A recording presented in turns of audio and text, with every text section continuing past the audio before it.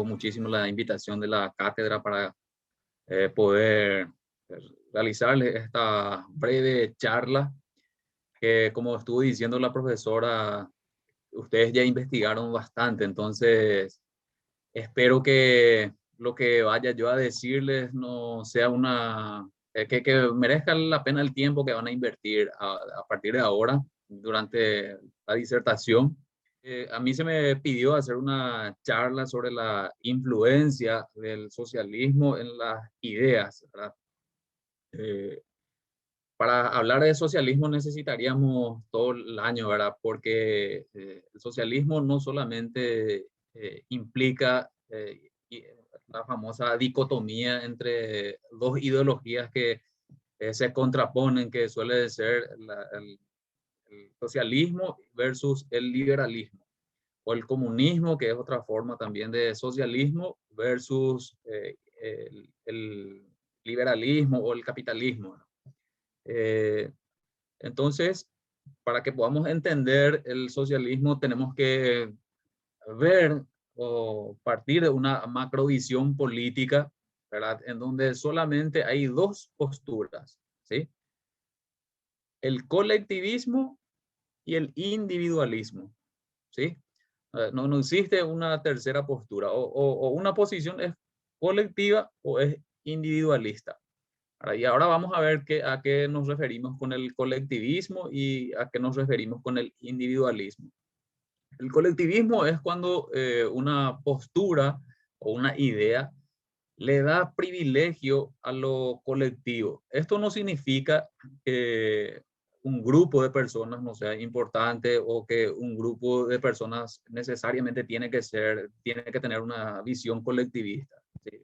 El colectivismo es una posición ideológica y conformar grupos, trabajar, no necesariamente tiene que ser de tinte colectivo.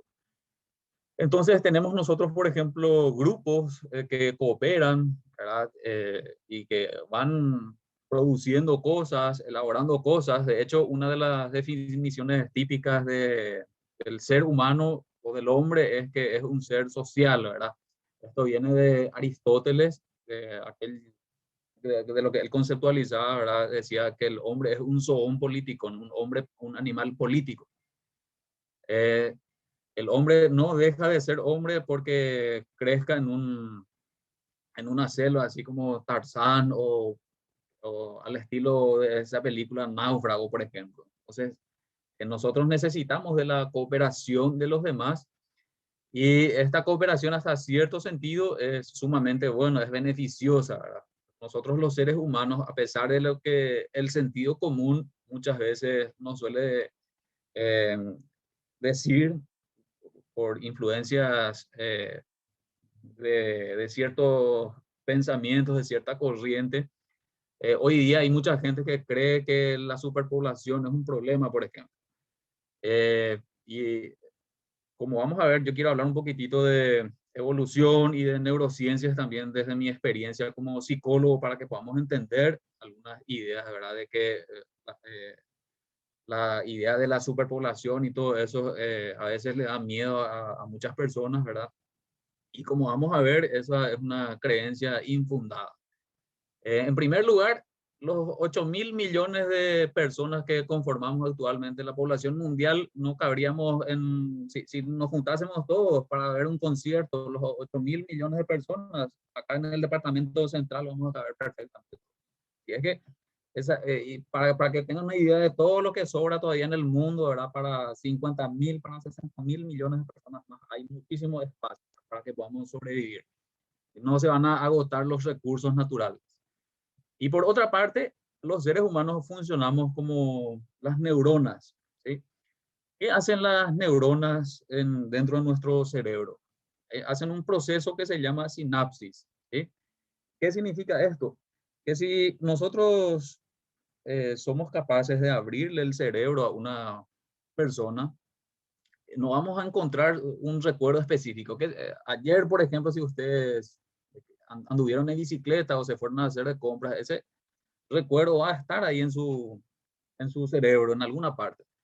Pero si yo abro el cerebro de esa persona y voy a buscar ese recuerdo, no voy a encontrar absolutamente nada. Lo único que voy a encontrar van a ser piezas de ese cerebro, ¿verdad? Que los investigadores y los científicos ya se encargaron de contarnos, ¿verdad? Para qué sirven cada parte o qué funciones cumplen ciertas partes del cerebro. Entonces, las neuronas, ¿verdad? Una neurona puede servir tanto para recordar cosas, puede servir para que yo pueda efectuar este movimiento, puede servir para que yo pueda hablar. La misma neurona puede servir para muchas cosas, depende de cómo esté trabajando, ¿sí? Entonces, mi recuerdo no va a estar en esta neurona. Si es que muere esta neurona, no es que va a desaparecer alguna parte de mi recuerdo o algo así. Se va a ver afectada una parte de mi movimiento seguramente o alguna parte de mi cuerpo, pero quizás pueda yo realizar otras actividades eh, gracias a este proceso de sinapsis. Y nosotros tenemos una vieja disputa a nivel filosófico, neurocientífico, ¿verdad? Es decir, ¿cuál prevalece primero? La naturaleza o en inglés se le dice nature versus nurture. La naturaleza o la cultura. Es decir, si nosotros nos hacemos o nos hacen. ¿Sí? Esto viene, Rousseau, por ejemplo, creía en esta idea de que la sociedad es la que nos hace. Y la respuesta a esta pregunta está en un nivel intermedio. Si yo digo que, por ejemplo, yo les dije, si nosotros nacemos en una isla y mueren nuestros padres y se encargan unos monos de criarnos, nosotros nunca vamos a poder aprender a hablar, por ejemplo. El habla, la capacidad del lenguaje es algo natural en el ser humano, pero el poder hablar en sí se tiene que estimular. Entonces, el habla es una cuestión netamente cultural. En la medida en que yo voy conociendo el mundo, voy fortaleciendo mis neuronas y voy estableciendo conexiones que cada vez me van a ayudar más a ir resolviendo problemas. Cuanto más estimulo yo mis neuronas, más capacidades de resolver problemas voy a tener.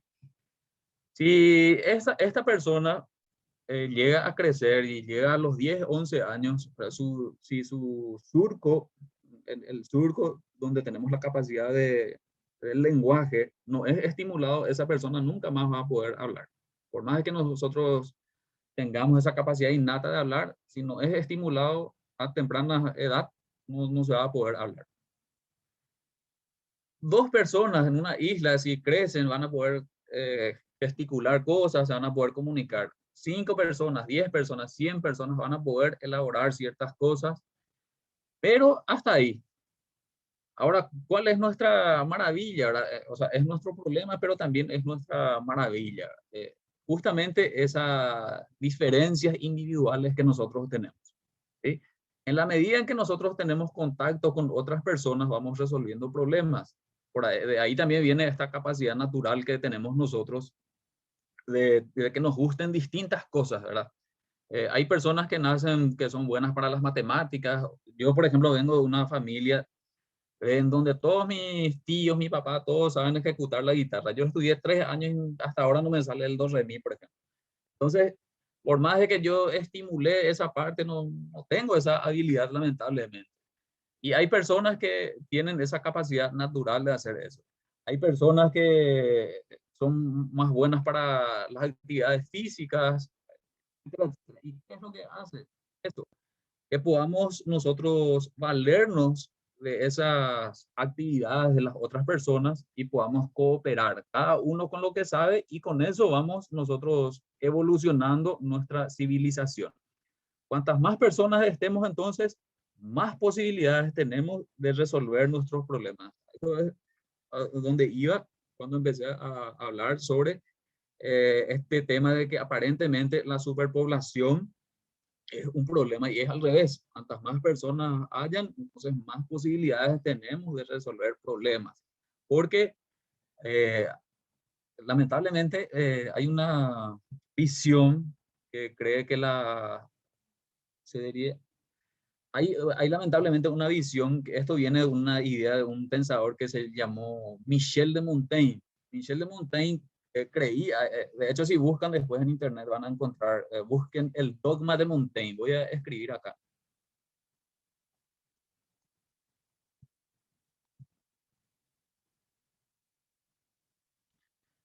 El dogma de Montaigne, y otro pensador que influyó también mucho en esta idea es de un sacerdote que creía que los recursos se iban a acabar en cualquier momento. Es cierto, los recursos son limitados, pero nosotros tenemos la capacidad de reinventar las cosas. Es decir, hoy día ya no se produce como se producía antes. Antes se necesitaban 100 hectáreas de árboles para, no sé, 200, 300 libros. Hoy se producen los libros, se pueden hacer, se optimizan mejor los recursos, se puede reciclar, se puede volver a reutilizar, muchísimas cosas más. Hoy día, en una parcela de tierra se produce lo que antes se producía, se necesitaba en 20, 30 hectáreas para producir. Todo eso es gracias a que nuestro ingenio va mejorando por esta cuestión. Así como las neuronas van haciendo este proceso de sinapsis para mejorar nuestra capacidad cognitiva, las personas también somos como pequeñas neuronas que en la medida en que hacemos contacto van haciendo ideas. Por eso es que en las empresas, por ejemplo, ¿qué es lo que se suele hacer? La lluvia o la tormenta de ideas, ¿sí? Lo que yo vería como una posible solución, a lo mejor otra persona tiene otra forma de ver y en conjunto vamos resolviendo, ¿verdad? Y vamos discutiendo. Eh, a veces estas discusiones van al otro lado, ¿verdad? Y también, como les decía, a veces esta cuestión de que somos tan distintos en muchas cosas nos llevan a problemas, ¿verdad? Que también hicieron que muchos pensadores creyeran que el hombre por naturaleza es malo. Eh, por ejemplo, un pensador, Thomas Hobbes, un filósofo que creyó que, famoso, popularizó esta frase que decía que el hombre es el lobo del hombre, homo homini lupus. Pero él trajo esta frase de otro pensador llamado Plauto, ¿verdad? Que no es el perro Pluto. Este pensador Plauto también pensaba lo mismo, decía, el hombre es el lobo del hombre cuando no conoce a la otra persona, ¿sí? Es decir, cuando nosotros no conocemos a la otra persona, por supuesto que somos temerosos, escépticos y no queremos cooperar con estas personas. Y en la naturaleza humana existen estas diferencias, pero somos capaces de cooperar. Si nosotros vemos a lo largo de la historia del ser humano, vemos que hoy día vivimos en un tiempo relativamente mucho mejor, mucho más pacífico que antes, ¿sí? Muy a pesar de que el sentido común nos diga otras cosas, ¿verdad? De que los libros vemos, por ejemplo, guerras, batallas, etcétera. Eh, Antes eso era lo cotidiano. Hoy día la esperanza de vida es mucho más, se vive mejor, etcétera, y eso se logró gracias a que hemos podido cooperar y no a que estemos peleados durante todo el tiempo y todo el día. Entonces, hay más cosas buenas en el hombre que cosas malas. Eso por un lado. Ahora, hablando de socialismo, hablando de esta ideología, esta es una frase de un pensador con quien yo no comulgo mucho, llamado Michel Foucault, pero que me parece muy interesante la frase. Dice, el pez nunca descubre que vive en el agua. De hecho, como vive inmerso en ella, su vida transcurre sin advertir su existencia.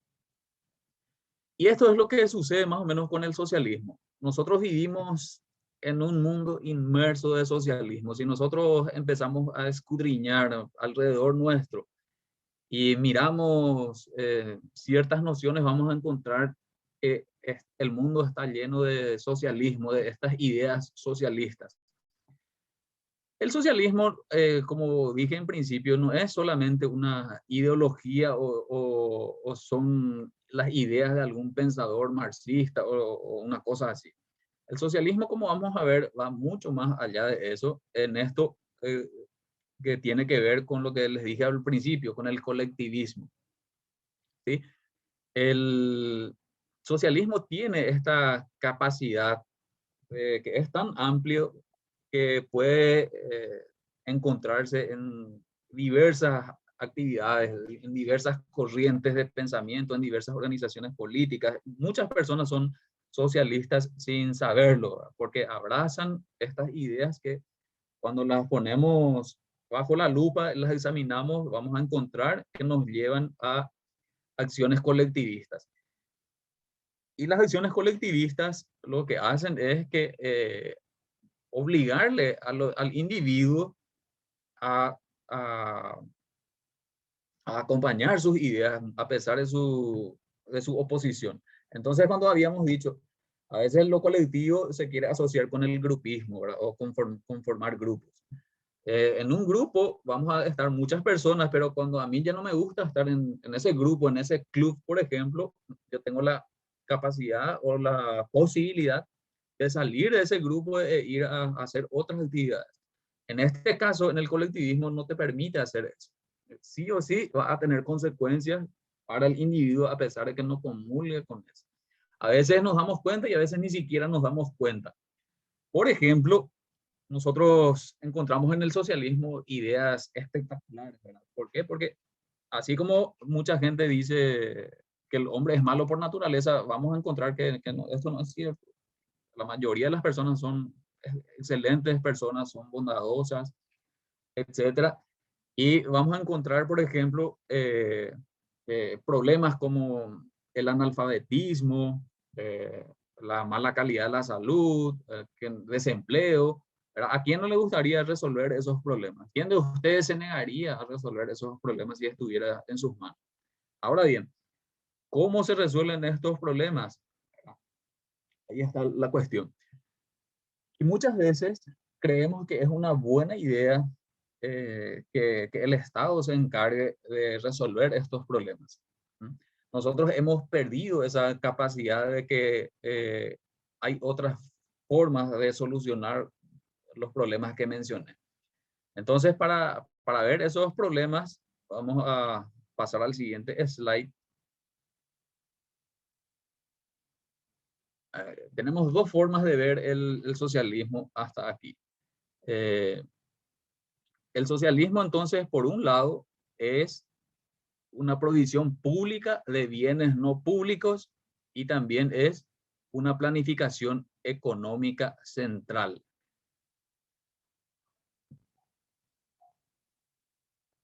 Bueno, ¿qué significa la provisión pública de bienes no públicos? Significa, en otras palabras, o sea, los economistas distinguen estos bienes entre bienes públicos y no públicos. Y se distinguen dos áreas básicamente. Y deben tener dos elementos. Uno es la rivalidad, el elemento de rivalidad, y el otro es el elemento de exclusión. Para que eh, estos elementos, los bienes públicos, bajo la definición económica, son bienes que no son rivales en su consumo y no excluibles en su distribución. Esa es la definición que le dan los economistas. Yo no soy economista, así es que no me quiero meter mucho en esto, pero me parece interesante para que podamos entender. Y si la definición que les di les parece muy academicista, les voy a dar unos ejemplos para que se entienda. Dijimos que se tienen que dar dos condiciones, que sean rivales en su consumo y no excluibles en su distribución. Un rival es aquel que cuando uno consume deja una unidad menos para su consumo. Es decir, por ejemplo, si yo quiero comer si hay dos bananas o tres bananas en una mesa, yo como una banana y quedan dos, o sea que solamente hay dos después. Como la segunda banana y va a quedar una banana. Entonces, cada vez que yo consumo, hay menos de eso que yo consumo. Y algunos, entonces, a eso se le llama bienes rivales en economía. Hay algunos bienes que no son rivales, por ejemplo, eh, una carretera acá, una autopista, ¿sí? ¿Por qué? Porque si yo me paseo en esa autopista, otra persona se va a poder pasear también en la autopista y aunque recorramos nosotros 3, 4 kilómetros, la autopista no se va a acabar. O sea, siempre va a haber posibilidad de que otra persona pueda utilizar. Por supuesto, acá entra otra vez a tallar la cuestión económica de que esas carreteras a veces, o esa autopista a veces puede ser privada y entra ahí el criterio de exclusión, ¿sí? Porque los bienes pueden ser excluidos, es decir, solamente las personas que pagan un peaje para cruzar por esa calle van a poder circular y el que no paga no puede circular. Hay veces en que hay también bienes de consumo que no hace falta que uno pague, ¿verdad? Que no puede ser exclusivo. Por ejemplo, eh, a ver, hay un espectáculo de pirotecnia, como hace poco hubo acá, yo soy de Luque, y tuvimos acá la celebración del centenario del Sportivo Luqueño. Eh, entonces hubo un espectáculo de fuegos artificiales. ¿Y qué es lo que ocurre ahí? Que algunas personas pagaron para ver ese espectáculo, pero el resto de los vecinos que no pagó igual pudo asistir a ese evento. Entonces, no siempre se puede excluirle a las personas de que puedan utilizar o puedan aprovechar ese bien. Y hay otros ejemplos, ¿verdad? De acciones gubernamentales como la defensa nacional o la aplicación de leyes, aunque inclusive esta aplicación de leyes se puede suplir también de una manera, y que son bienes públicos clásicos por los economistas les consideran así. Y hay algunos ejemplos menos obvios que los que les conté. Por ejemplo, solemos tener nosotros problemas con el dengue, ¿verdad? Cada año y existe problemas del mosquito. Ahora tenemos también otro problema con la pandemia. Y cada año mata a muchas personas el dengue y cada vez sufren más personas por culpa del dengue. Entonces, ¿qué es lo que hacen las autoridades públicas? Llevan a cabo campañas de fumigación contra mosquitos con dinero público. El control de mosquitos, entonces, no es rival y no es excluible. ¿Por qué? Porque no se puede garantizar que los mosquitos no piquen exclusivamente a las personas que pagan, ¿sí? Y tampoco se puede garantizar que los mosquitos que yo al matarle a un mosquito también evito que le pique a las otras personas, ¿verdad? Entonces, cuando se hace una fumigación contra mosquitos en un lugar donde hay muchos mosquitos, se hace un bien público, se dice. Y a veces se hace una mala utilización de estos recursos públicos. ¿Por qué? Porque llevan, por ejemplo, a hacer fumigación en lugares en donde no hay mosquitos. Entonces se desperdicia también este bien público. No porque se llame bien público significa que sea bueno todo el tiempo. Eh, entonces, estas dos visiones son las que vamos a tener nosotros para hablar de socialismo. Y la segunda cuestión es la cuestión de la planificación económica central. Muchas veces la gente cree que el socialismo, o sea, que su esencia es la igualdad o lograr el igualitarismo. Okay. Bueno, básicamente es lo que, redondeando hasta aquí, lo que quería decirles es que el socialismo tiene un éxito notable porque tiene la capacidad de insertarse casi en cualquier forma de pensamiento que sea bondadoso, digamos, porque como les dije, la gente a veces cuando acusa al socialismo, dice que, o sea, le relaciona con Norcorea, con Cuba, con regímenes totalitarios, ¿verdad? Que son eh, directamente y abiertamente muy nefastos para toda la sociedad. Pero el socialismo no siempre se presenta de esa manera. El socialismo principalmente tiene éxito porque tiene muchos adherentes gracias a que hay muchas personas bondadosas. Como les dije, ¿a quién no le gustaría resolver el problema del hambre en el mundo? ¿A quién no le gustaría resolver el problema del analfabetismo, etcétera? Entonces son cosas que muchas personas quieren resolver, pero dejan en las manos equivocadas. Entonces, una de las formas en que se presenta el socialismo es a través del Estado. El socialismo no tendría éxito de otra manera si que no fuese por el Estado, porque es el Estado la única organización que tiene la capacidad de obligarnos a realizar cosas que no nos gustan. De hecho, esa es la definición de poder y el Estado tiene el poder para obligarte a hacer cosas, ¿verdad?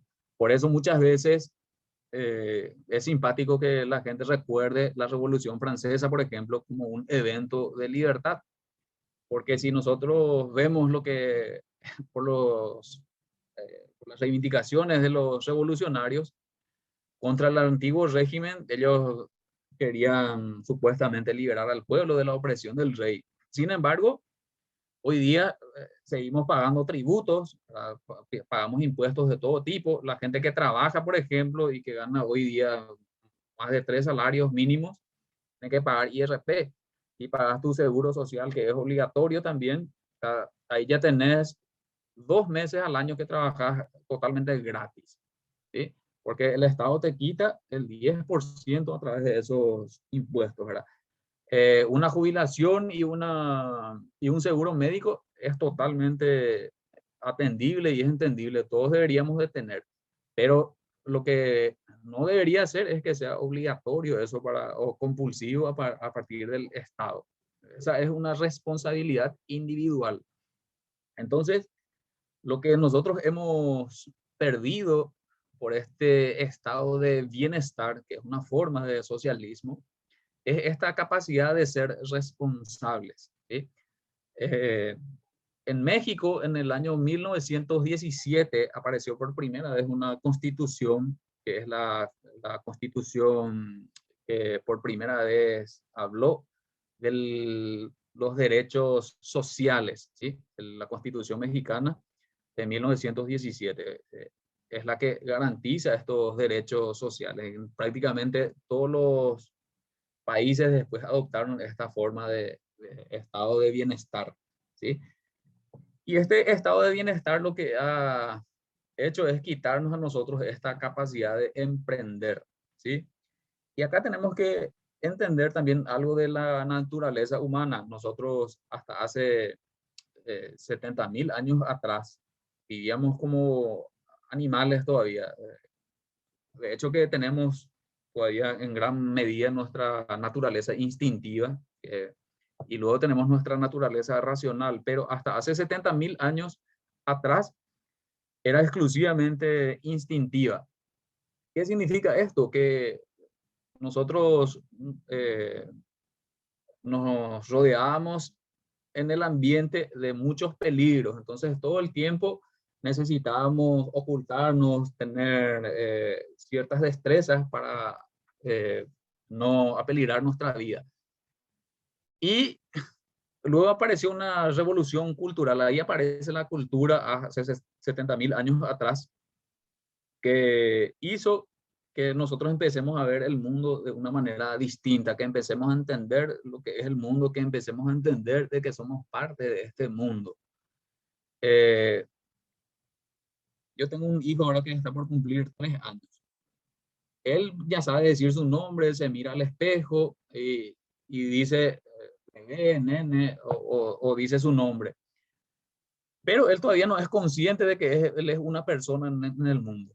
¿Sí? Eso nosotros adquirimos a partir de los 3 años recién aproximadamente. Y nosotros empezamos a decir, yo soy fulano de tal y soy parte de un mundo, soy una persona, ahí somos capaces de darnos cuenta y por eso es que la mayoría de las personas empezamos a tener nuestros recuerdos a partir de esa edad aproximadamente.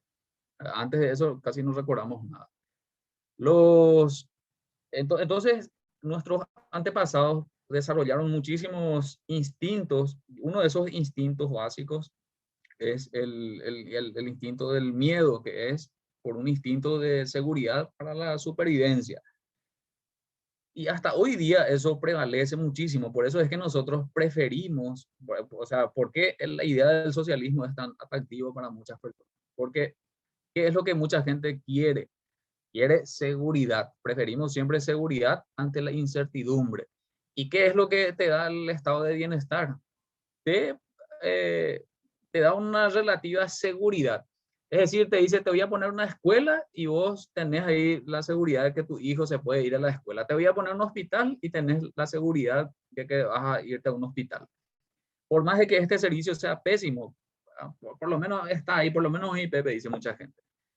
Y es por eso que estos estados de bienestar han creado una sociedad que depende muchísimo, que depende todo el tiempo del gobierno. Y se ha perdido esta capacidad de emprendimiento. Si le preguntan ustedes a un empresario qué prefiere, libertad o seguridad, mil veces va a elegir la libertad el empresario, porque el empresario lo que quiere es, cuando me refiero a empresario, me refiero a cualquier persona que quiera llevar a cabo un negocio, que quiera llevar a cabo una idea para emprender. Eh, entonces, el empresario lo que quiere es más libertad para emprender su negocio. ¿Y qué es lo que hace el Estado? Te va atando de pies y manos. Cada vez te pone más impuestos. Hoy día, por ejemplo, vemos invasiones por todos lados, entonces no te da seguridad para que vos puedas invertir. Y entonces, cada vez hay menos libertad. El empleado que tiene un salario fijo, lo que quiere es seguridad, no le interesa la libertad, lo que quiere es seguridad de que va a cobrar el siguiente mes su sueldo. Entonces muchas veces nosotros agachamos la cabeza y aceptamos dádivas, aceptamos a veces malos tratos, etcétera, porque tenemos miedo de lo que va a pasar en el futuro. Entonces, esa cuestión instintiva que tenemos los seres humanos hasta hoy día, lamentablemente, nos juega en contra. Y por eso es que el socialismo y el Estado, cuando viene a proponerte estas ideas, nosotros muchas veces aceptamos esto porque queremos la seguridad y no me importa después las consecuencias. Así. Porque tenemos otra incapacidad de que no sabemos ver a largo plazo o no queremos ver a largo plazo los resultados. Queremos todo a corto plazo y mientras que no me afecte, no me importa. El gobierno hace poco se endeudó 2.000 millones de dólares, ¿verdad? Que van a terminar pagando nuestros hijos, ¿verdad? Pero como no nos golpean el bolsillo en lo inmediato, entonces no te interesa. Ahora, si el gobierno viniese con sus capangas, con policías o militares a tu casa y empieza a hurgar entre tus cosas, te decomisa eso, a lo mejor reaccionaríamos de manera distinta. Pero el socialismo tiene esta capacidad de siempre encontrar un problema y decir de manera, de una manera que linda, de que es bueno lo que vos estás haciendo. Tu impuesto es bueno que vos pagues porque es para la educación, porque es para la salud, porque es para darle subsidios a personas que no están trabajando. Entonces, eso, la gente dice, bueno, está bien, si la persona necesita, ¿qué le vamos a hacer? Pero eso moralmente no está bien, está mal, porque si nosotros, voy a hacer voy a dar un ejemplo religioso. Si uno se muere, por ejemplo, ahora, si una persona se muere y va al cielo, se va a ir junto a San Pedro, se va a ir al purgatorio y San Pedro va a mirar su hoja de vida y le va a decir, ¿qué es lo que vos hiciste? Y bueno, y yo nunca trabajé en mi vida, pero viví cobrando subsidios. Y va a ver de dónde salieron esos subsidios y va a decir, ah, pero vos viviste siempre en la costilla de la gente que trabajó. Entonces no te mereces ir al cielo, te vas a ir al infierno. Después se va a morir el empleado de la SED, el que cobraba los impuestos. Y él se muere y va junto a San Pedro y le va a decir, ¿vos qué hiciste? Bueno, yo cobraba impuestos y después le distribuía a la gente. Y ese dinero era tuyo, le dije. Y no era mío el dinero. Entonces tampoco hiciste un acto de bondad. ¿A qué voy? Es que no hay moralidad ni por parte del que recibe el subsidio, ni moralidad de parte del que da el subsidio.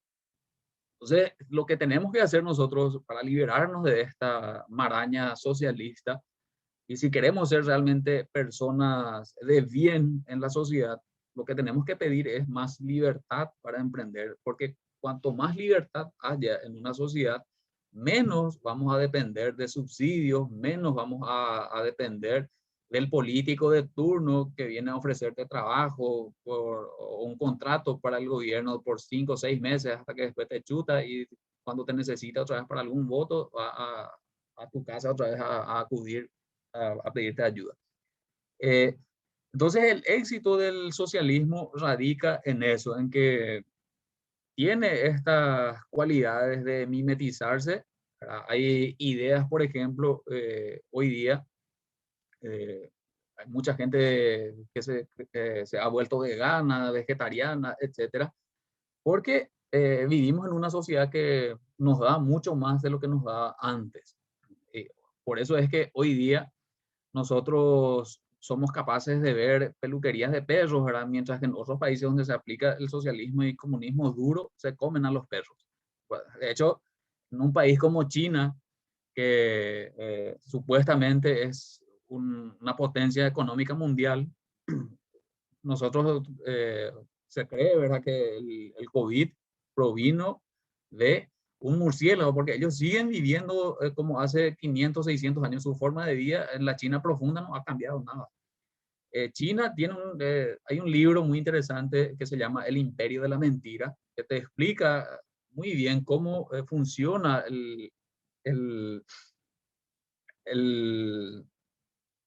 el gobierno chino, ¿verdad? De cómo el PCC, el Partido Comunista Chino, mantiene una estructura inmensamente grande, pero a costa de la miseria de miles de chinos. La China profunda se vive peor que en África. Y ellos muestran un rostro de progreso y de potencia mundial, pero eso es un espejo de agua. En la Rusia de Stalin también se vivió una cosa similar cuando ellos aplicaron un sistema, cuando Rusia hacía una exportación a gran escala a todo el mundo. ¿Qué es lo que hacía? Ellos iban y decomisaban los granos de todo el país y mataron de hambre a millones de personas. Si no me creen, vean y busquen en internet y van a encontrar de que cuando ellos decían ser la potencia mundial, miles y miles de niños quedaban huérfanos, ¿verdad? A tal punto de que Stalin ordenó después que se le mate, que se le dispare a cada niño mayor de 10 años que circulase por la calle, menor de 10 años que circulase por la calle. Porque se quedaban huérfanos y no tenían que comer. Entonces, una bala era la solución para la hambruna en aquel entonces. Otra forma de socialismo entonces es hoy día que uno se vuelva vegano y se vuelva vegetariano y empiece a obligar a otras personas a través de leyes que se coma menos carne, de que se utilice cierto tipo de material para la cocción, para llevar tus cosas, etcétera, ¿verdad? Y eso obliga a otras personas. Entonces, lo que nosotros hacemos es una especie de ingeniería social en donde cada gobernante va elaborando su propia visión de cómo quiere que el mundo sea. Y esto es, por eso es que el socialismo es contra natura. ¿Por qué? Porque es imposible planificar la vida de las personas, ¿verdad? Yo tengo ahora mi agenda de qué es lo que voy a hacer durante la tarde y mañana a la mañana, pero puede ocurrir cualquier evento que cambie por completo mi hoja de ruta, ¿sí? Imagínense si para una persona a veces es impredecible su hoja de ruta. Para miles y millones de personas es imposible. Nadie puede tener la capacidad de planificar la vida para millones de personas sin que eso implique que se caiga en cosas drásticas, en cosas nefastas, ¿verdad? Entonces, esto se ha visto en todas partes. Ningún país que haya aplicado el socialismo ha funcionado. Eh, Algunos van a decir, pero en Suecia, en los países nórdicos sí funcionan. Y eso es una gran mentira. Los países nórdicos no prosperaron gracias al socialismo. Ellos prosperaron gracias a una brutal campaña de capitalismo, ¿verdad? De hecho, que hasta hace poco tiempo, si vos te ibas a hablar en socialismo y de Marx, probablemente ibas a recibir una patada y tu libro ahí atrás por tu cabeza, ¿verdad? Ellos no querían saber nada del socialismo, ¿verdad? Hoy día sí se van aplicando otra vez algunas cosas socialistas, pero eh, eso es gracias a que tienen justamente esta capacidad de que a través del gobierno van metiendo de a poco sus ideas. Nunca hacen de manera drástica, A eso se le llama en política reformismo. O sea, uno puede cambiar la sociedad a través de dos maneras, por la revolución o por la reforma. Entonces, la reforma es una manera más lenta de ir cambiando. Entonces, este año vamos a meter un impuesto que va a ser del 1%. El año que viene vamos a meterle un impuesto de 2%, de 3%. Y así, de a poco, van cambiando las leyes. Después crean nuevas necesidades, nuevos ministerios que cada vez necesitan más dinero y así se va estatizando toda la economía, toda la sociedad de un país. Y finalmente termina otra vez en un círculo vicioso que cuando se estatiza todo, cuando se cae todo, se tiene que volver a empezar y empezar a hacer crear la riqueza. ¿Y cómo se crea la riqueza?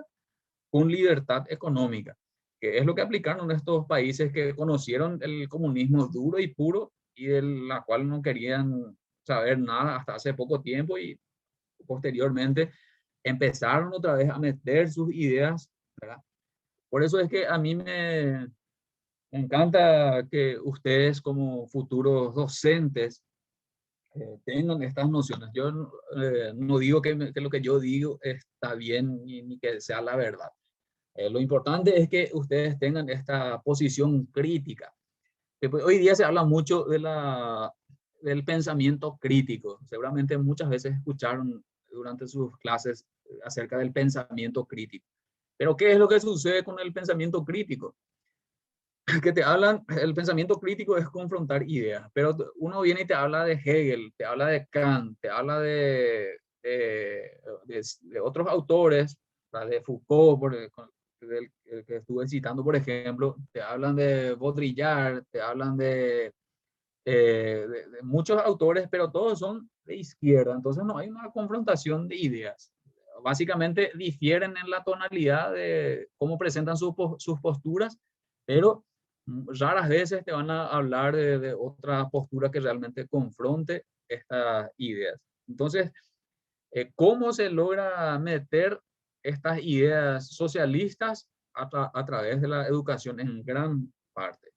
Los profesores tienen o tenemos, ¿verdad? Pues yo también soy docente, tenemos en nuestras manos la, eh, nada más y nada menos que diseñar en gran medida el pensamiento de nuestros alumnos, ¿sí? Y por eso siempre uno debe tener la honestidad intelectual y muchas veces, por más de que eh, vos encuentres una evidencia que no te gusta, adoptarla, porque así funciona el método científico. ¿Verdad? Si queremos que nuestra ciencia social sea científica, entonces tenemos que apelar al método científico. En el método científico yo puedo creer o me puede gustar a mí que el agua hierva a 80 grados, ¿verdad? Porque a mí me gusta que sea así. Pero ¿qué es lo que me va a decir la realidad? Cada vez que yo lleve un termómetro, voy a encontrar que el agua hierve a 100 grados. Y por más que a mí no me guste, entonces tengo que adaptar mi pensamiento al fenómeno y no ese fenómeno adaptar a mi cabeza. Entonces, si yo encuentro una posición o una postura, lo que tengo que hacer es confrontar con mis ideas y uno debe tener la honestidad intelectual de ir cambiando su postura también si es que estuvo errado en alguna vez, porque por suerte nosotros tenemos todavía esa libertad de elegir y también tenemos la gran ventaja de poder decir que hemos estado equivocados. Ahí entra también a tallar eh, algo que es muy típico de nosotros los seres humanos, que es el orgullo. A veces no queremos reconocer que estuvimos equivocados, no queremos reconocer que pifiamos, ¿verdad? Porque siempre queremos tener la razón. Y ahí caemos nosotros en la disonancia cognitiva o en los sesgos cognitivos, ¿verdad? Un sesgo cognitivo es buscar la evidencia que apoye tus ideas. Está bien hasta cierto punto ir buscando cosas que refuercen tus ideas, pero lo que más tenemos que hacer es las cosas que atacan tus ideas, las que chocan contra tus ideas, para ver qué tan resistente es tu idea. ¿Sí? Y yo les invito a ustedes entonces que como futuros docentes tengan esta actitud crítica, ¿verdad? Este pensamiento crítico que realmente sea de confrontar las ideas y no hacer este truco de sesgos cognitivos para ir buscando cosas que refuercen sus ideas e ir cayendo cada vez más profundo a un pozo en donde posiblemente la realidad después se va a encargar de demostrarnos que algo estaba equivocado. Como decía Ayn Rand, una filósofa objetivista, ¿verdad? Uno puede evadir la realidad, pero lo que no se puede evadir es la consecuencia de evadir esa realidad. Yo puedo creer que puedo, que si me tiro de un edificio de 5 pisos, yo puedo decir, yo soy Superman, voy a volar. Puedo evadir yo esa realidad. Pero cuando me lance de ese edificio, la consecuencia no voy a poder evadir. Inexorablemente la gravedad me va a demostrar que la realidad dice otra cosa a lo que yo pienso. Bueno, brevemente eso era lo que yo quería compartir con ustedes. Espero que les haya servido de alguna manera. Eh, si hay algunas preguntas, estoy abierto a escucharles. Si hay alguna crítica, también es bien recibida. Así es que gracias, profesora. Justamente, como dije, ¿verdad? El éxito en gran medida del socialismo a través del Estado, no todo Estado significa, no todo Estado de bienestar significa que sea necesariamente socialista, sino que algunos aspectos de este Estado de bienestar pueden ser socialistas. Unos son más, otros son menos, ¿verdad? Eh, lo que sucede es que muchas veces, si uno ve, por ejemplo, a los presidentes de la UNESCO, que es una de las principales instituciones que influye en la educación del mundo, fíjense, entren ahí a googlear y miren la UNESCO y vean quiénes fueron sus directores. Van a encontrar que todos ellos han sido personas de izquierda.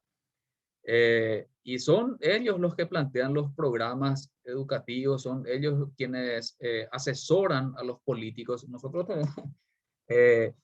tenemos hoy día, ¿verdad? Los políticos que lamentablemente mucha gente cree que la democracia es la panacea para cualquier sociedad. Esa es otra gran mentira que nos han vendido, ¿verdad? La democracia simplemente es una herramienta que te hace, que te vende una ilusión de que uno es parte del poder. Porque siempre vamos a escuchar que nos dicen que en nuestra constitución, no sé dónde está mi constitución nacional, en la Constitución Nacional dice que el pueblo es el soberano que elige, que, ¿verdad? Pero realmente nosotros no somos soberanos, nosotros vivimos una ilusión en donde creemos que somos parte del juego cada vez que nos vamos a votar. Pero lo único que vos haces con tu voto es ir a legitimar tu propio engaño. Porque te vas a votar, pero después, ¿quién hace las leyes? Te consultan a vos, nunca te van a preguntar, ¿verdad? Cuando van a realizar alguna cuestión relevante para el país. Entonces, nosotros no tenemos ningún poder de decisión en nada. Ahora nos están vendiendo otra gran mentira, ¿verdad?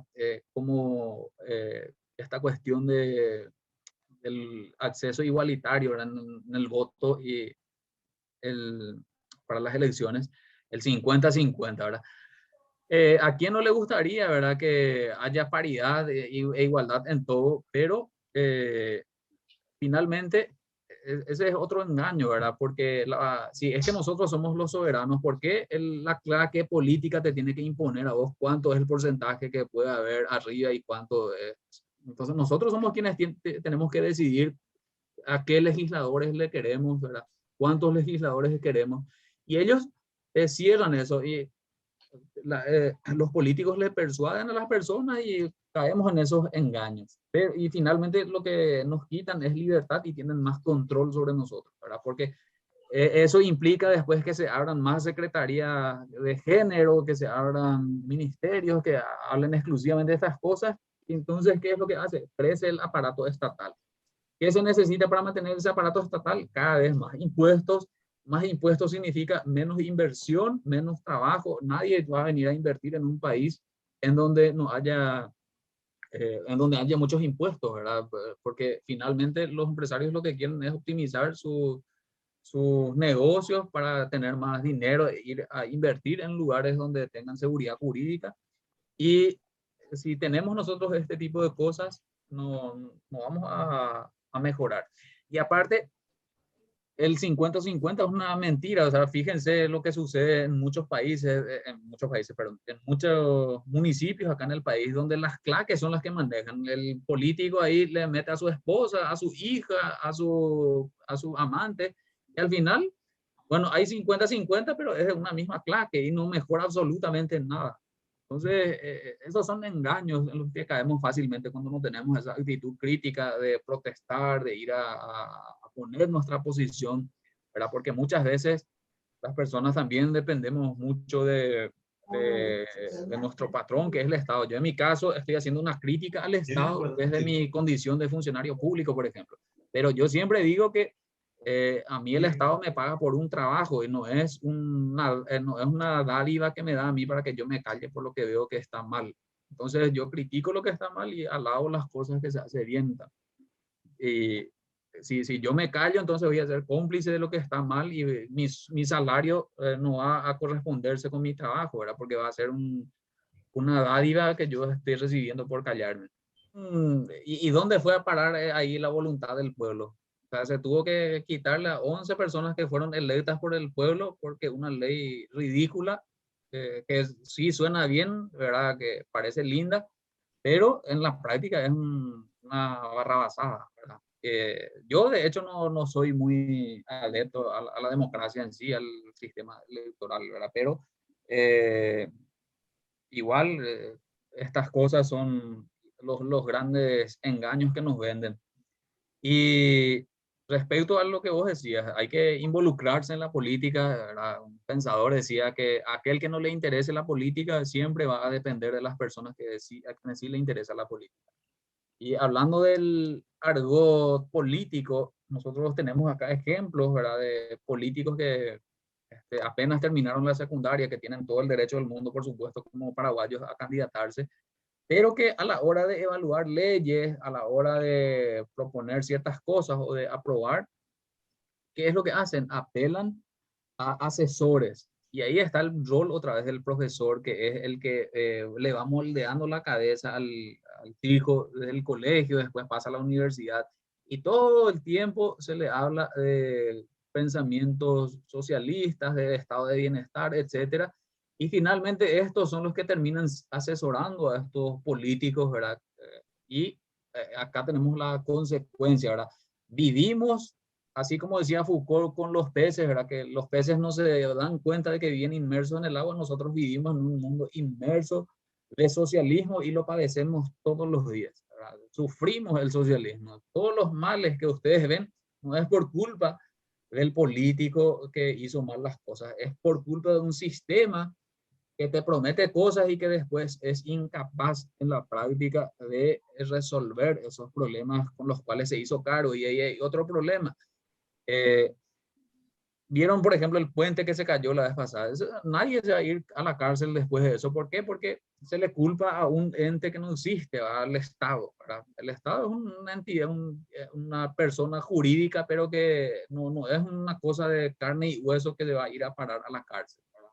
Entonces, el Estado te va a decir siempre, no, esa empresa quebró porque fulano mal administró, pero cuando es el Estado el que falla, va a encontrar miles de excusas para escudarse y no asumir su responsabilidad.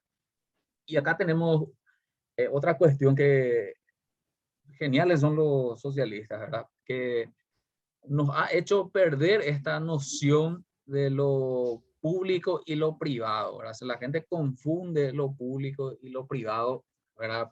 Cree que lo público necesariamente es estatal y no es así. Supuestamente nosotros, eh,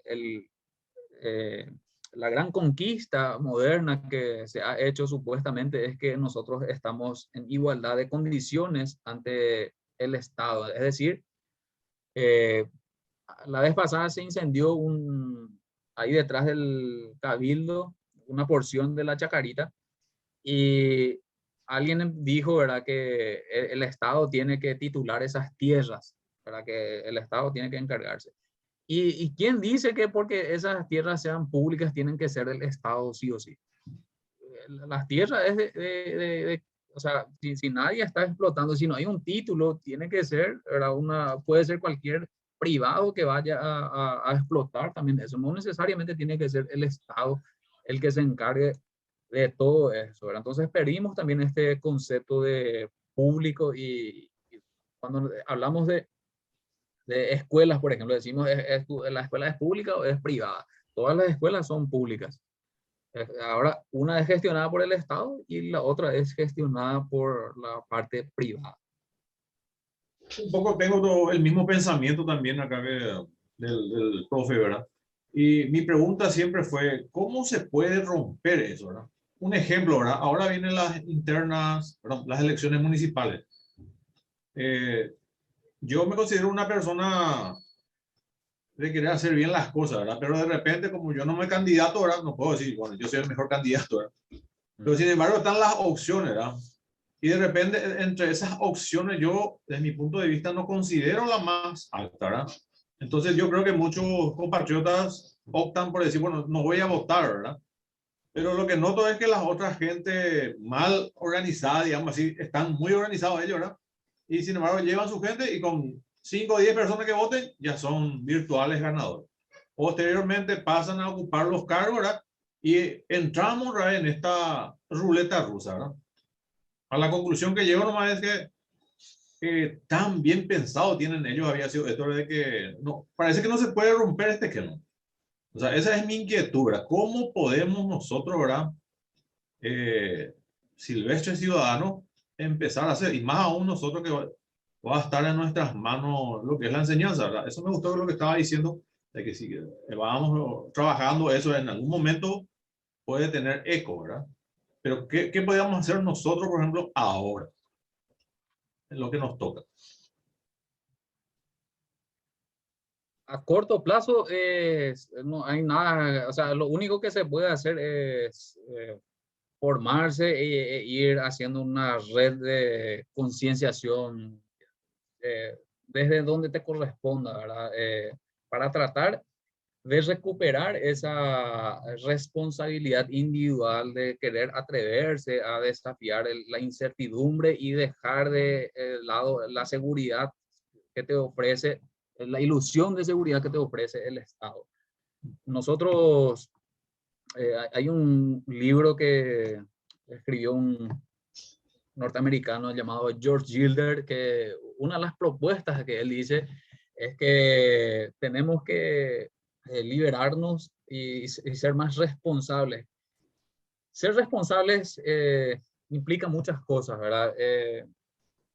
Para eso tendríamos que dar otra clase, pero en resumidas cuentas, él habla de que trabajo, familia y fe, él da como propuesta para solucionar. El trabajo, ¿por qué? Porque uno cuanto más independiente es, menos depende de las dádivas del Estado y menos depende de los políticos, ¿verdad? La familia es fundamental, por eso es que hoy día vienen estas olas de feministas, vienen olas de ideología de género, porque lo que hay detrás de eso es atacar la familia, que es el último la última gran muralla para defender esta libertad que tenemos, porque en el lugar donde primero se forma el ser humano es la familia, ahí es donde nosotros recibimos la primera educación. Y el hombre mismo, nosotros, esto desde la psicología, ¿verdad? El hombre cuanto más soltero es más irresponsable. Uno no se da cuenta de las cosas que tiene que hacer, trabajar, ahorrar, nada de esas cosas hasta que uno tiene hijos. Después recién uno empieza a sentar cabeza y empieza a pensar de manera distinta, a pensar un poquitito más a largo plazo. Yo cuando era soltero tenía como 4 trabajos, pero no llegaba. Yo me acuerdo, hace poco vi otra vez en una librería un libro que dice cómo llegar cómo hacer que el sueldo llegue hasta fin de mes, decía. Y yo con mis 4 trabajos quería un libro que me ayude para llegar hasta el 15 más o menos. Y, ¿por qué? Porque me iba y de fiesta, etcétera, y eso es un poco la naturaleza de la juventud. Y hoy día hay estímulos de todo tipo para que la gente no se case, te ofrecen becas, andate de aquí para allá y van envejeciendo a la población, era una población cada vez más vieja que hace que se jubile la gente, que ya no produzca y la gente que se queda a trabajar, ¿verdad? Los jóvenes que trabajan cada vez tienen que cargar con mochilas más pesadas para mantener toda esa estructura. Menos personas, menos posibilidades de ingreso para el Estado, entonces lo que hace es aumentar los impuestos para mantener su estructura. Y la fe, cuando se refiere a Gilder, es tener más confianza en uno mismo, no se refiere a una fe religiosa, se refiere a tener confianza, a que uno puede ser capaz de los desafíos, de enfrentar los desafíos, los retos, ¿verdad? Pero para eso tenemos que ser emprendedores, tenemos que preferir la libertad antes que la seguridad.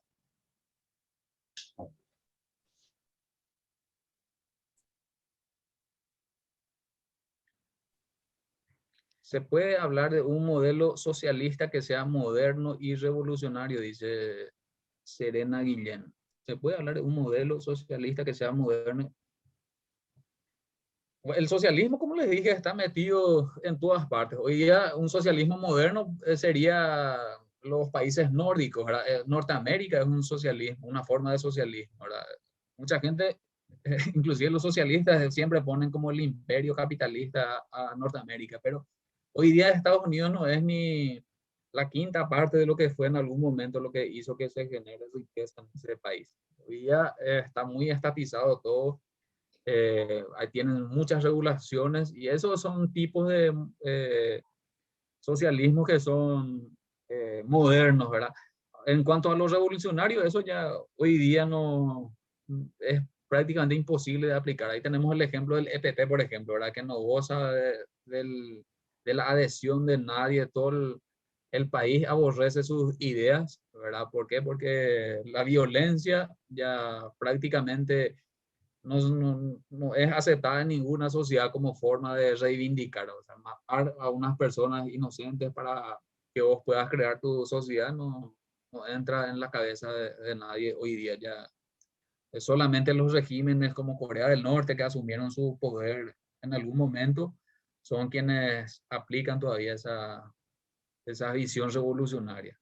La revolución suena muy bien porque es propia de la juventud. Nosotros cuando somos jóvenes tenemos unas liberaciones hormonales que hacen que seamos instintivamente revolucionarios, entre comillas, ¿verdad? De que queremos resolver todos los problemas del mundo a nuestro modo y después recién nos vamos acomodando en las casillas de la sociedad, así como se ve, ¿verdad? Y a veces esa es una artimaña que utilizan mucho los socialistas, ¿verdad? Para arrastrarle a muchas personas.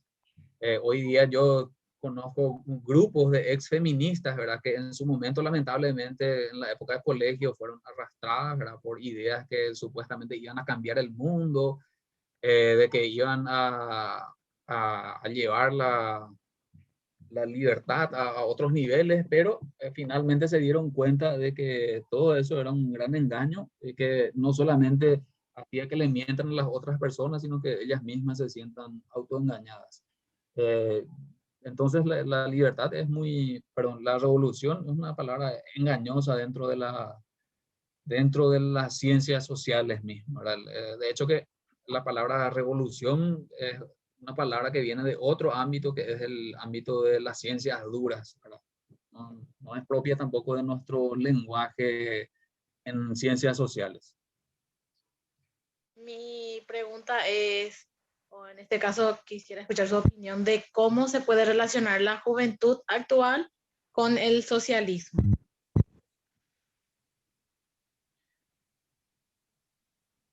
La juventud actual con el socialismo, y es lo que acaba de mencionar, por ejemplo, de que hoy día vienen personas que ofrecen ideales como estas pobres chicas que una vez se fueron a incendiar la vez pasada el Panteón de los Héroes, por ejemplo, ¿verdad? Son personas que tienen un relativo buen vivir y creen después que tienen la capacidad de que van a cambiar el mundo.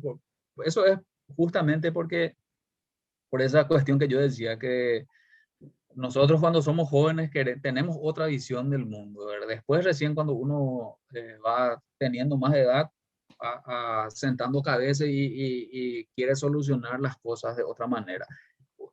La juventud hoy día está en peligro para mí porque principalmente estas ideas se meten desde las universidades y desde los colegios y ahora quieren pasar a otro nivel que es en las escuelas.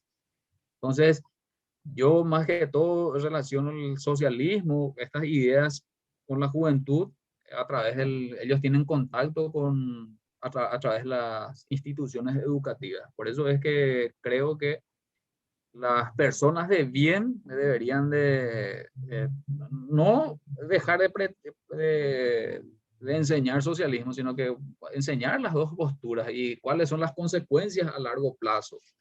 Eh, Esa es mi reflexión al respecto. Yo tengo otra pregunta. Quisiera saber sobre el valor de los textos socialistas. Una breve opinión sobre eso. Hay que leer de todo, hay que leer yo no soy de la idea de que hay que quemar libros, ¿verdad? Yo creo que hay que leer todo lo que existe, pero no hay que casarse con todo lo que uno lee. Siempre hay que tener una actitud escéptica ante lo que uno lee, ¿verdad? Los libros socialistas, yo tengo acá una biblioteca, ¿verdad? Que tengo un montón de libros los tengo agrupados, los socialistas y otros tipos, ¿verdad? Entonces, creo que hay que leer, hay que conocer el pensamiento de, del autor, el contexto también en que se escribió, porque muchas veces nosotros leemos, ¿verdad? Y no entendemos muy bien el contexto en el que se escribió. Por ejemplo, hay pensadores que fueron buenísimos, ¿verdad? Yo creo que Lenin, ¿verdad? El gran revolucionario ruso, si él hubiera nacido 300 o 400 años, él hubiera sido un santo de la Iglesia Católica, porque él era una persona sumamente buena, él realmente uno lee sus reflexiones y era un tipo muy coherente con sus ideas. Él fue una persona muy fiel a su esposa, toda su vida se dedicó a su trabajo, a sus pensamientos, etcétera, ¿verdad? Porque eh, él fue hijo de su tiempo y él escribió en base a lo que él veía, ¿verdad? Pero no necesariamente sus ideas, por más de que sean malas o incorrectas, no significa que él haya sido una mala persona, como sí, yo creo que fue Stalin, por ejemplo, o como fue Mao Zedong, o como es este dictador que está ahora en Corea. Es que son personas muy malas realmente, o Fidel Castro. Que Fidel Castro en su momento tampoco era una persona mala, pero sí después cuando se hizo del poder, eh, tuvo ahí alguna chispa que le hizo cambiar de idea poco a poco, ¿verdad? El Che Guevara sí era un psicópata, ¿verdad? Y eso es lo lamentable, que hoy día, por ejemplo, a un psicópata se le esté siguiendo, ¿verdad? Sin conocer su vida, ¿verdad? Y la gente le sigue sin conocerlo. Por eso es importante que uno lea los textos socialistas y hay que leer de todo, religiosos, filosóficos, políticos, etcétera.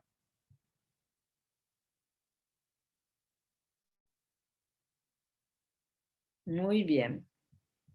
Tanto por decir, ¿verdad? Tanto por seguir hablando de este tema. Verónica, ¿hay alguna pregunta? Lorena.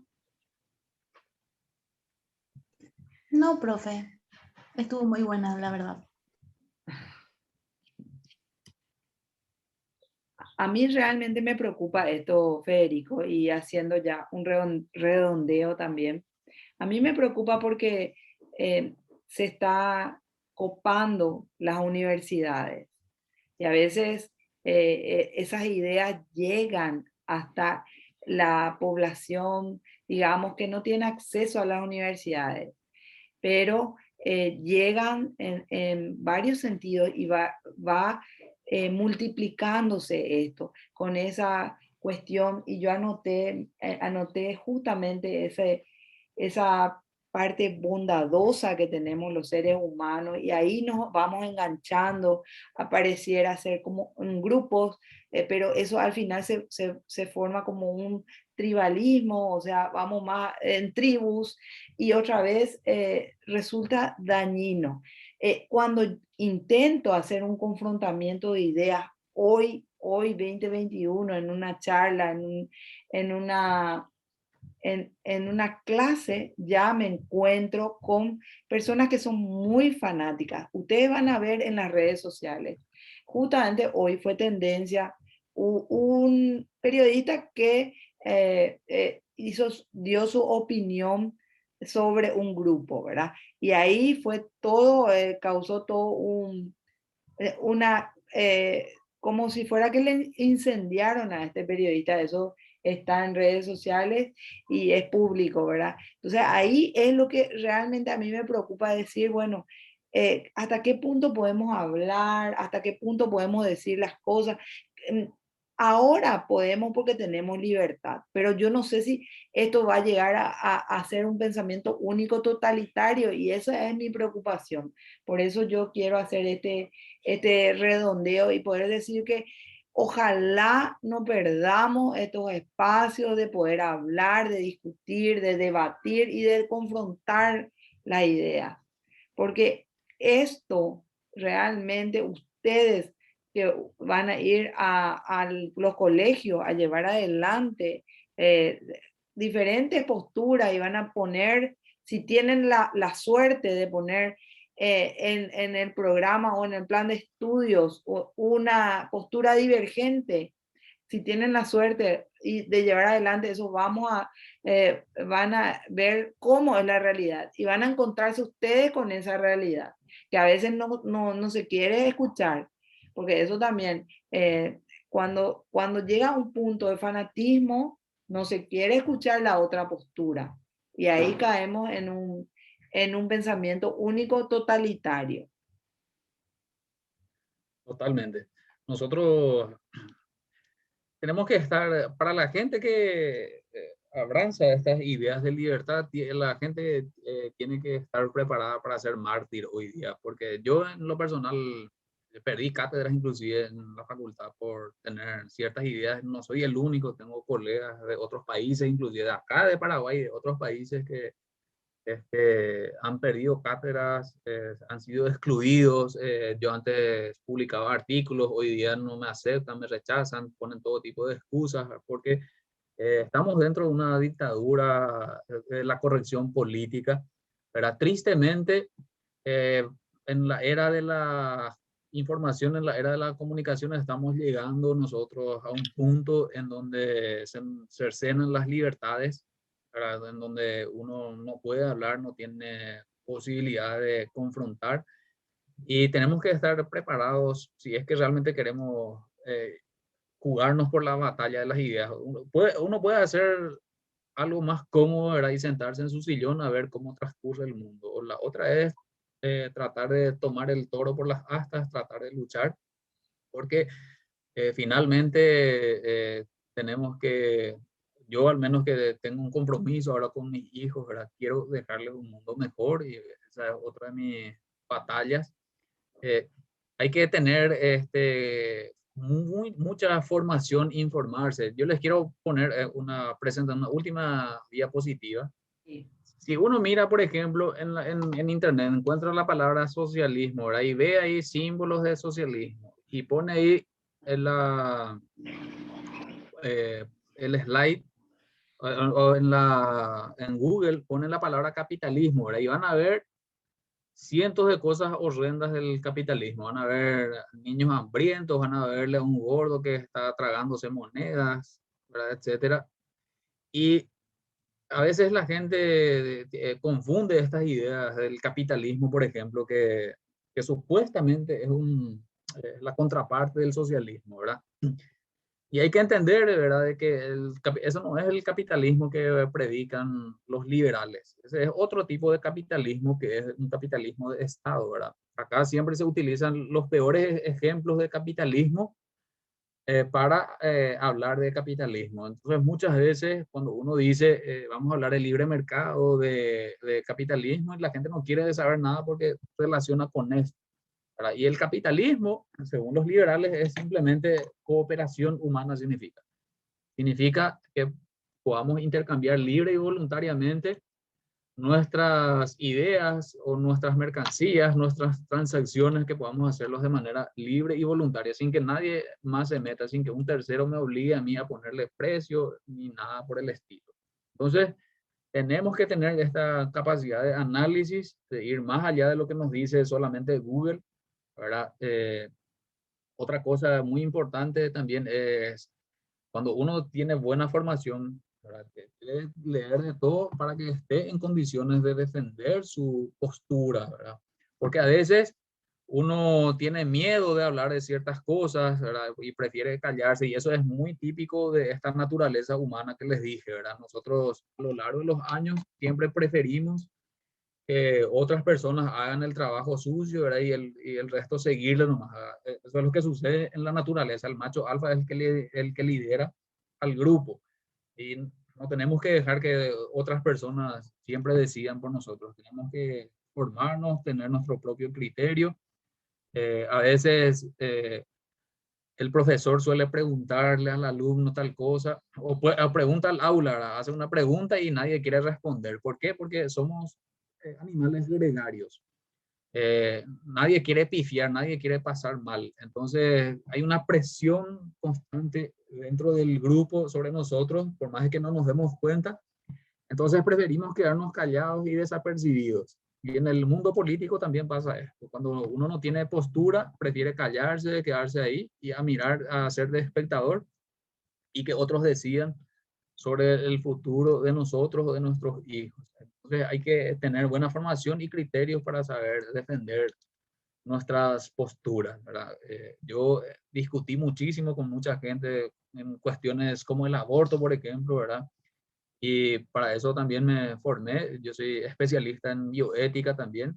De hecho, soy actualmente miembro del Comité de Bioética del Ministerio de Salud y entonces me tuve que poner las pilas a estudiar biológicamente, jurídicamente, filosóficamente toda la cuestión del aborto y no solamente para que la gente no me tilde solamente de que hago yo una defensa desde una postura religiosa, de que eso es ser un conservador, etcétera. Cuanto más nos formamos, mejor vamos a saber defender nuestras posturas. Bueno, quería agradecerle, señor Federico Rolandi, por por la gran ponencia que ha demostrado este día. Agradecerle en nombre de mis compañeros por transmitirnos esos conocimientos que usted nos ha dado en gran parte de nuestra carrera como docente, todo lo que usted nos ha transmitido hoy. Muy agradecido a ustedes por haberme dado la oportunidad de compartir esta breve charla que, como se dieron cuenta, hay muchísimas cosas que contar, pero por lo menos que quede ahí la curiosidad para que ustedes puedan seguir investigando.